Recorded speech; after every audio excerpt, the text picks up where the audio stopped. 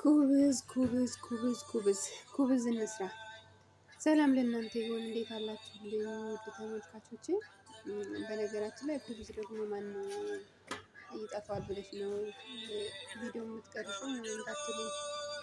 ምክንያቱም አንድ ጓደኛዬ ነበረችና ሴትዮ ነግራት ኩብዝሽን በጣም ወድጀዋለሁ እና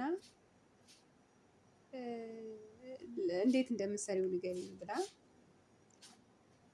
ቀምሳው ነው። ግን በነገራችን ላይ ቀምሳው እንዴት እንደምትሰሪ ንገሪኝ ምናምን ስትለኝ ትዝ አለኝና እስኪ ወይ ለምን አልቀምሰው ምናምን ብዬ ለእሷ ከነገርኳት በኋላ በሌላ ቀን ማለት ነው ያው መቅረጽ ጀመርኩ ማለት ነው። እና ኩብዝ በተለያየ ምግብ የሚበሉት ማለት ነው። ለምሳሌ ጠዋት ማታ ማታ ኩብዝ እሰራለሁኝ አንዳንዴ ማለት ነው። ሁልጊዜ አይደለም። ጠዋት ጠዋት በራሳ ማታ ማታ ደግሞ እንደዚህ አይነት ኩብዝ እሰራለሁ ማለት ነው። እና ኩብዙን መጀመሪያ ያው ቁጥር 1 እና ቁጥር 2 ዱቄቱን እኩል አቀላቅዬ አቦካዋለሁኝ ጨው ጨምሬ ማለት ነው። ካላችሁ ደግሞ ሀሊብ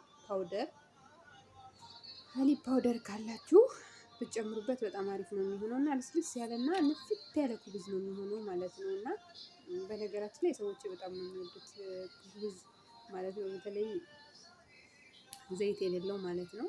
ብዙ ዘይት ሳይወዱ እና በጣም ስለሚወዱት እሰራለሁ ማለት ነው። ያው ማታ ማታ ኩብዝ እና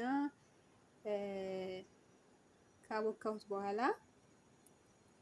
ያው በእንደዚህ አይነት መልኩ ጋግረዋለሁ ማለት ነው። እንደምታዩት ንፍት ነው የሚለው ውስጡ ባዶ ነው የሚሆነው ጥምዝዝ ያለ ልስልስ ያለ ኩብዝ ነው የሚሆነው ማለት ነው። እና በእንደዚህ አይነት መልኩ ጋግሩት። ያው አዲስ የሚመጡ እህቶች ይኖራሉ። ኩብዝ ያው የተለያየ ኩብዝ አሰራር አለ ታውቃላችሁ።